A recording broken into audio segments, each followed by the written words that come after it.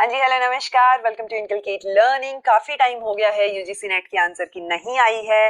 आप में से भी बिल्कुल अब पेशेंस छूटता हुआ आप लोगों का नजर आ रहा है कि कब आएगी आंसर की, नहीं आई है, ये हो रहा है वो हो रहा है। फिर ये जो बच्चे हैं यूजीसी नेट वाले, इनका ध्यान भी उस तरफ जाता है कि भाई टीचिंग सिस्टम में हो ही यही रहा है, या तो पेपर हो ही नहीं रहे हैं, ठीक है, स्पेशली वैकेंसी वाले पेपर तो हो ही नहीं रहे हैं। तो पेपर नहीं हो रहे हैं, जहां हो रहे हैं वहां पे लीक हो जा रहे हैं, फिर उन पे केस हो जा रहा है, कुछ ना कुछ हो ही रहा है, ठीक है। सो बहुत मुश्किल वाला काम नजर आता है आजकल जॉब लेना, स्पेशली गवर्नमेंट जॉब लेना, ओके। और रही बात यूजीसी नेट की, तो यूजीसी नेट की आंसर की डिले चल रही है। तो जिन बच्चों ने पेपर दे रखा है उनको ये टेंशन की पीएचडी के फॉर्म निकलने हैं, ये करना है वो करना है, तो वो भी अनसर्टेन होते जा रहे हैं, उनकी प्लानिंग नहीं हो पा रही है कि आगे क्या करना है, ओके। सो देखो, आई टोटली अग्री, चीजें ठीक नहीं है, चीजें जैसा हम चाहते हैं वैसी नहीं है, टाइम से चीजें नहीं हो रही है, डिले हो रही है, प्रोक्रेस्टिनेशन हो रहा है, ठीक है। तो हो रही हैं सारी चीजें, बट इन सारी चीजों के बीच में भी एक छोटी सी होप आपको ढूंढनी पड़ेगी। बिकॉज अब होता है ना कि ना पढ़ने के और जो है कि चीजों को या सिस्टम को कोसने के बहुत रीजंस हैं हमारे पास, लेकिन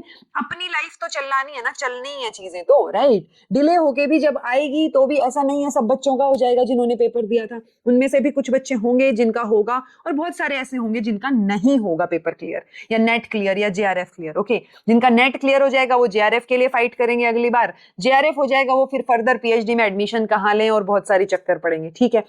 कहने का तात्पर्य ये है कि आपका जो अभी 1 महीना हो चुका है पेपर हुए, अगर आपने पेपर दिया था तो अभी भी आपको थोड़ा सा अपने सब्जेक्ट से टच रखना है, ठीक है। सो मैं सिर्फ इतना समझाना चाह रही हूँ आपको एक बड़ी बहन के नाते कि यार पढ़ लो थोड़ा सा, भले ही आप जो कुछ भी कर रहे हो या इधर उधर चीजें देख रहे हो या वट जिन भी चीजों में आप इंडल्ज हो रहो, लेकिन पूरे दिन में से 15 मिनट, 20 मिनट, आधा घंटा, 1 घंटा, जितना आपसे हो पाए उतना टाइम निकाल के रिवाइज कर लो चीजें।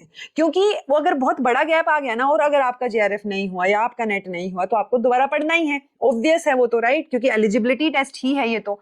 सो इसलिए आपको फिर वापस से चीजें शुरू करनी पड़ेंगी और आप और ज्यादा डिमोटिवेटेड फील करोगे, ओके। सो अभी जो डिलेड आंसर की वजह से जो डिमोटिवेशन आ रहा है वो अपनी जगह है, ओके। सबको आ रहा है, माहौल भी वैसा ही बना हुआ है, लेकिन आपको अपने लेवल पे थोड़ा सा पढ़ते रहना पड़ेगा और सब्जेक्ट से टच जो है वो ना छूटे, ये मेक श्योर करो आप, ओके। अदरवाइज चीजें ज्यादा गड़बड़ा जाएंगी, बिकॉज जैसे ही आंसर की आएगी, उनमें से जिन बच्चों का जब नहीं होगा रिजल्ट, क्योंकि आंसर की के भी हफ्ता 10 दिन तो लग जाता है, उसके बाद जब रिजल्ट आएगा और जिन बच्चों का नहीं होगा वो ऑब्वियसली हताश होंगे, उनको ऐसे होगा कि अब वापस से तैयारी करनी है। तो वो जो वापस से तैयारी वाला फेज है ना, अगर इसमें ये गैप आता गया ना, आपने पढ़ा नहीं है इतने दिन से, तो चीजें और ज्यादा गड़बड़ा जाएंगी, ओके। तो जो भी आप कर रहे हो, मेरा सिर्फ आपको ये छोटा सा सजेशन है कि पूरे दिन में से आधा 1 घंटा निकाल के बैठ के चीजों को रिवाइज कर लो, क्योंकि आपने बहुत पढ़ा है, पेपर दिया है तो आपने तैयारी की थी, चीजें की थी, बट उनको रिवाइज कर लोगे तो और बेहतर रहेगा, क्योंकि दोनों ही एस्पेक्ट में बेहतर रहेगा आपके लिए। कि अगर आपका नेट जेआरएफ हो भी गया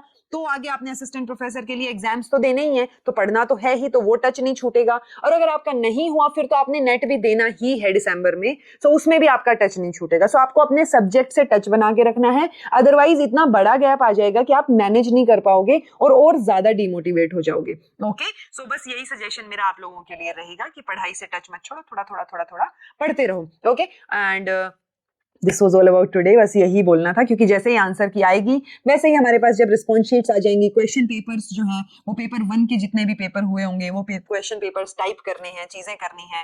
सो या बहुत सारा काम आ जाएगा जैसे ही आंसर की आ जाएगी, और फिर दिसंबर के लिए भी जो है वो अच्छे से चीजें वापस से शुरू हो पाएंगी। बाकी जो बच्चे दिसंबर के लिए प्रिपेयर कर रहे हैं उनके लिए स्ट्रैटेजी मैंने ऑलरेडी अपलोड की हुई है, आप वो स्ट्रैटेजी देख सकते हो। एंड आप मैराथन्स जो पेपर 1 पेपर 2 की मैराथन्स हैं उनको देख सकते हो, तैयारी शुरू कर सकते हो। आप मत वेट करो कि आप लास्ट के 1 महीने में जाके तैयारी करोगे, because if you are targeting JRF then आपको पढ़ना शुरू कर देना चाहिए अभी से भी। मतलब मैं ये भी नहीं कह रही हूँ कि आप पूरे 6-6, 7-7 घंटे पढ़ो, बट आप एक दिन, मतलब इट्स लाइक एक दिन में 2 घंटे तो पढ़ो, पेपर 1 के लिए 1 घंटा, पेपर 2 के लिए 1 घंटा।